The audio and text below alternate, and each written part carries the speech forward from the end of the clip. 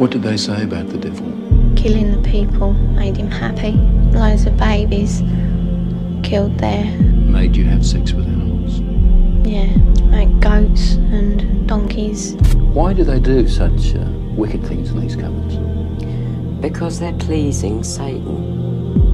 The lower you become, the more vile you become, the more pleased Satan is with you. عقيدة النخبة الحاكمة. إلا تبعتي مزيان شنو واقع في العالم غادي تستنتج باللي كاين أسر مصرفية خانزة فلوس كتحكم في الحكومات مورا الكواليس. خلينا من نظرية المؤامرة وداك التخربيق، هذه حقيقة ظاهرة للعيان. إلا فتحتي مخك مزيان وتبعتي معايا الأحداث غادي تستنتج نفس هذا الشيء اللي غادي نستنتجوه في هذا الفيديو هذا. وهاد العائلات هذه خططات ونفذات من قرون مضت واحد المخطط باش يتحكموا في العالم، واستخدموا في هذا الشيء الفلوس والذهب والميديا والإعلام والجمعيات السرية، وداروا علاقات شخصية مع كاع أصحاب النفوذ في العالم وبالخصوص بلد العم سام، وحتى الاغتيال والحروب وكاع وسائل الخداع والترهيب. ايوا زيد شنو ربحوا من هذا الشيء هذا؟ غادي نقول لك قلب مزيان في دوافع والمعتقدات. الا تبعتي مزيان هاد العائلات وملاك البنوك والشركات الكبرى والسياسيين والاعلام وما الى ذلك غادي تلقى باللي 90% منهم عندهم اصول وخلفيات يهوديه، والباقي مسيحي انجليكي بروستاني. وغادي تصدم مني غادي تعرف ان عباده الشيطان منتشره فيهم وبزاف. Ik moet ook zeggen dat de meeste van deze mensen hadden een geloof wat afwijkt van het gemiddelde. Deze mensen, de meeste daarvan, hadden een Luciferiaans geloof. Hun diende dus iets onstoffelijks. Hun diende wat zij noemden Lucifer. كيفاش بدات هذه العباده؟ في عام 1770 المرابون كراو واحد السيد سميتو ادم وايزنهاوبن اللي كان معلم يسوعي ارتد عن المسيحيه واعتنق عباده الشيطان، وكراوه باش يعاود ينظم بروتوكولات حكماء صهيون على نظام جديد، وداروا خطه باش تنفذ. والخطه كانت هي تدمير الحكومات والاديان وفرش الارض باش تسيطر كنيسه الشيطان. وهذا البلان خذا 6 سنين وساريه سنه 1776. واتفق مع جماعه النورانيين باش ينفذوا هما والاعضاء اللي كيتربعوا فوق الهرم ديال المنظمات السريه في العالم بحال الماسونيه والى ما ذلك. ومن ذاك الوقت وعباده الشيطان مرتبطه بالمنظمات السريه والحكماء اللي كاينين فوق هرم الحكم. وهاد الناس كيظنوا باللي الشيطان دار واحد الثوره في السماء وباللي نزل للارض ومعاه شي ملائكه كيتسموا الملائكه الساقطين من مملكه السماء. وهذا الشيء علاش كيظنوا باللي هو اجدر بالعباده من الله، استغفر الله العلي العظيم. وفي الاصل هذا الاعتقاد كاين في اليهوديه والمسيحيه المحرفتين، يشوهوا فيهم صوره الاله، فهو بالنسبه لهم يخطئ ويصيب، يتعب ويحزن ويجهل وياكل ويشرب وينام ويمشي، وحتى انه في الاعتقاد ديالهم كيعجبوا يلعبوا بزاف وباللي يمكن لك تغلبوا كما دار يعقوب معاه ملي بقاو كيتصارعوا حتى غلبوا يعقوب. تعالى الله عما يقولون علوا كبيرا. ومنها كنعرفوا وجه الصله بينهم وبين عباده الشيطان. وهاد عباده الشيطان كيعجبهم يخدموا بيناتهم برموز باش يبينوا الانتشار ديالهم وبلي راهم متحكمين بالامور، وخداوها من الكبال اليهوديه والماسونيه ومنها الختم الرسمي للولايات المتحده، وكيبان مزيان في الورقه ديال الدولار الامريكي.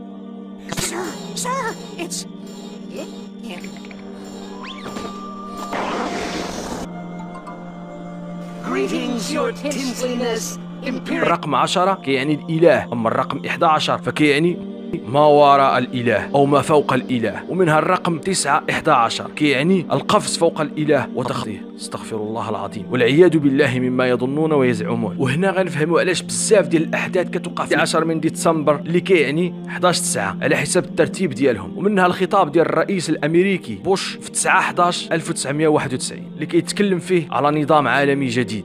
It is a big idea.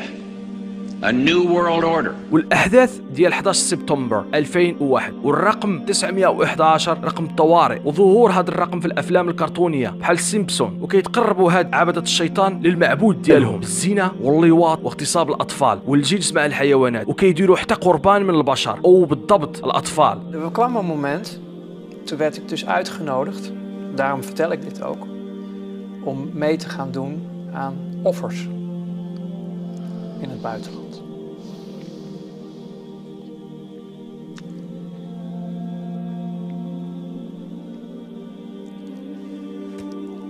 Dat was het breekpunt. Kinderen. Oké. Dat werd je gevraagd? Ja, ik kon het niet.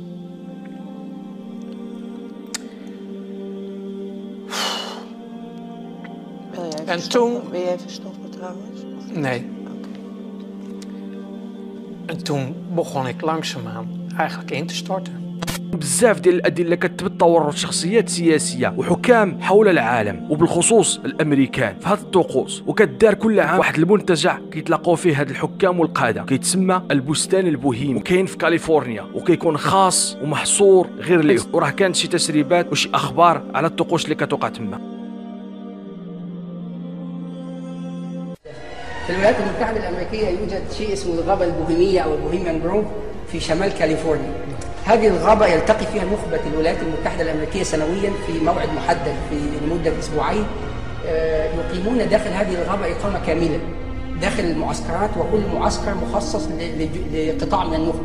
فهناك معسكر لرؤساء الولايات المتحدة الحالي والسابقين والسياسيين، ومعسكر لرجال المسؤولين وزارة الدفاع، ومعسكر لرجال الجامعات والأساتذة ورؤساء الجامعات، ومعسكر لأقطاب المال والبنوك والصناعة، ومعسكر للماليين والإعلاميين. المهم ان هذا التجمع سري، المفروض انه لا احد يطلع على ما يدور، وممنوع على الصحافه ان تدخل وان تطلع عليه، وهو يعقد منذ اكثر من 100 سنه. المسيح الدجال. العقيده ديال هذه النخبه كتفرق ما بين اليهوديه متعصبه ولا بروستانتينيه مسيحيه او عباده الشيطان، وهادو كاملين كيجمعهم بلان واحد وهو تهيئه ظروف لخروج مسيحهم الدجال. وغتقول لي شنو كتخربق منين جبتي هذا الشيء هذا؟ ريلاكس. اليهود كيظنوا بلي المشية مسيح اليهود غادي يدير واحد الملك عالمي لليهود لمده 1000 عام، وفيها غيستعبد اليهود جميع البشر، وكيدعوا بلي هذا المسيح غادي يحكم من القدس من بعد ما يبنيو الهيكل ديالهم بلاصه المسجد الاقصى. مساعدة בשביל שיעשו פה... בשביל לשרת את היהודים. כל הגויים שאתה רואה שיש בעולם, המיליארדים האלה, הם הכל רק בשביל שהיהודים יהיה להם איזה תועלת. אז אוטומטי עדיין הם עוד לא משרתים אותנו לגמרי, רק חלקית. כל אחד יהיה לו, כשמשיח יבוא, אז כל אחד יהיה לו...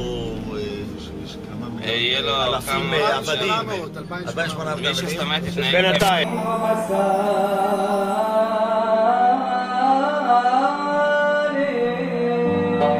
Avec l'arrivée du Mashiach, Bezat Hashem, qui va arriver très bientôt. Alors soyez prêts à le recevoir, Bezat Hashem. اما المسيحيون فكيظنوا ان المسيح ديالهم ما غيرجعش للارض حتى ترجع نفس ظروف خروجه في الاول، وهي رجوع بنو اسرائيل في القدس وبناء الهيكل ديالهم فيها. في الولايات المتحده حركه مسيحيه انجيليه اسمها الصهيونيه المسيحيه، تؤمن بالعوده الثانيه للمسيح، وتؤمن بان لهذه العوده شروط لابد من توفرها. من أهم هذه الشروط أن تكون هناك صهيون، وأن يكون هناك الهيكل اليهودي، لأن المسيح لن يعلن عن نفسه وعن عودته إلا كما فعل في المرة الأولى في الهيكل اليهودي وفي القدس. داك الشيء علاش الدول ذات الخلفيه المسيحيه البروستانيه بحال بريطانيا وامريكا كتحاول تدفع بالعالم لذاك الظروف بحال الاعتراف بيهوديه اسرائيل والقدس عاصمه ديالها ونقل السفارات لها. الرئيس ترامب اخذ قراره يوم الاربعاء 6 كانون اول 2017 6 كانون أول 2017 قبل 100 سنة تماما. 6 كانون أول سنة 1917 شو صار؟ القوات البريطانية بقيادة الجنرال اللمبي احتلت القدس من القوات العثمانية. الجنرال اللمبي عندما دخل القدس أعلن الآن انتهت الحروب الصليبية. ترامب تعمد هذا اليوم على 100 سنة أن يقول لنا هذه الحروب الصليبية. لذلك ظهور ذاك المسيح الدجال مدعي الالوهيه والخوارق التي يجريها الله على يده غتخلي الاغلبيه ديال المسيح يامنوا به، لحقاش غادي يدعي الالوهيه وبالدجال ديالو غادي يجسد لهم ذاك الايمان المغلوط ديالهم بالوهيه المسيح وغادي يتبعوه ويعبدوه. وليه حطوا ترامب مع كوروش ملك فارس؟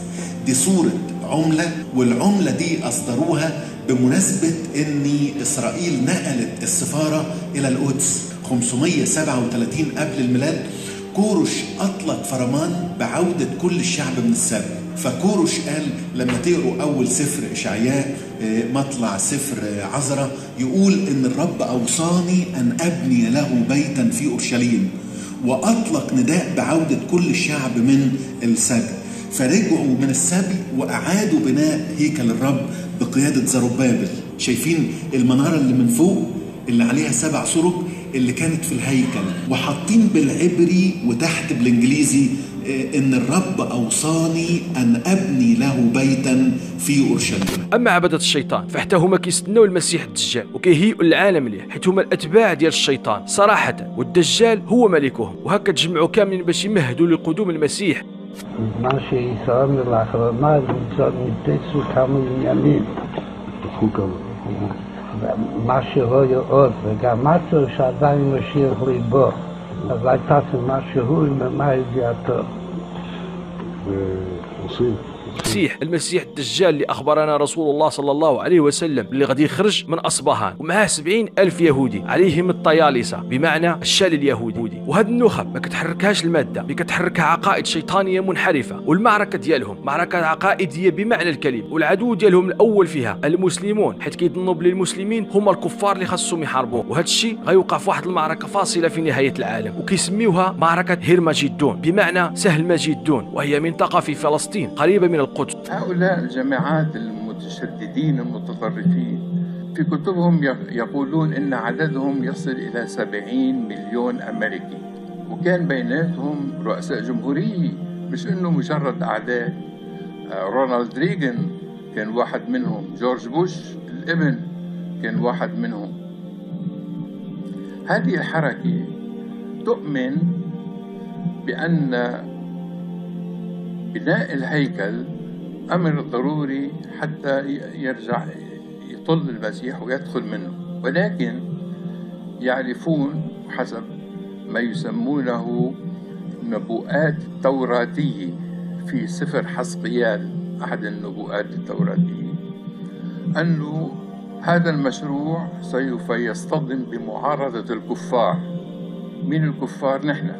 وكان صرح واحد القائد ديالهم اللي هو الرئيس الامريكي ريغان ويلي، كينتمي الى المسيحيه الصهيونيه، باللي هو كيتمنى وبالحرف الواحد كما تسمعون يكون الرئيس اللي اختاروا الرب ديالهم باش يتكي على الزر النووي باش تبدا معركه هيرمجدون. The prophecies down through the years, the biblical prophecies of what would portend the coming of Armageddon and so forth, and the fact that a number of theologians for the last decade or more have believed that this was true, that the prophecies are coming together that portend that. But no one knows whether Armageddon, those prophecies mean that Armageddon is 1,000 years away or day after tomorrow. وحيت هما كيظنوا ان المسيح ديالهم ما غايجيش حتى تعمر الارض بالشر والفساد، فهما كيدفعوا بالعالم الى الهويه ونشر الالحاد والفساد والشذوذ والرذيله واباحه الزنا وطمس الفطره. وبداو في هذا الشيء تعليم، وداروا توصيات للامم المتحده واللي هي فرض التعليم الجنسي على الاطفال وتعليمهم تقبل الشذوذ وتشجيعهم على التحول الجنسي. Like I said, it's going to be compulsory for 4-year-olds. Parents actually have very little rights because the state has decided to make it compulsory. It's not, like I said, just an isolated case. It's actually a strategic movement that is being rolled out globally.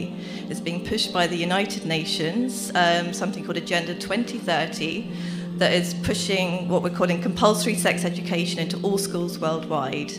ومن هنا كنستنتجوا نحن كمسلمون لا نجاة للبشرية إلا بالعودة ديال الأمة الإسلامية إلى الدين ديالها وقيامها بالمهمة التي كلفها الله بها، واللي عبر عليها الصحابي ربيع بن عمر من يسولوا كسرى من أنتم وماذا تريدون، وجاوبوا نحن قوم ابتعثنا الله لنخرج العباد من عبادة العباد إلى عبادة رب العباد، ومن جور الأديان إلى عدل الإسلام، ومن ضيق الدنيا إلى سعة الدنيا والآخرة. كان معكم ديك بلاد ملي كتعرفوا. تبارك الله عليكم. السلام.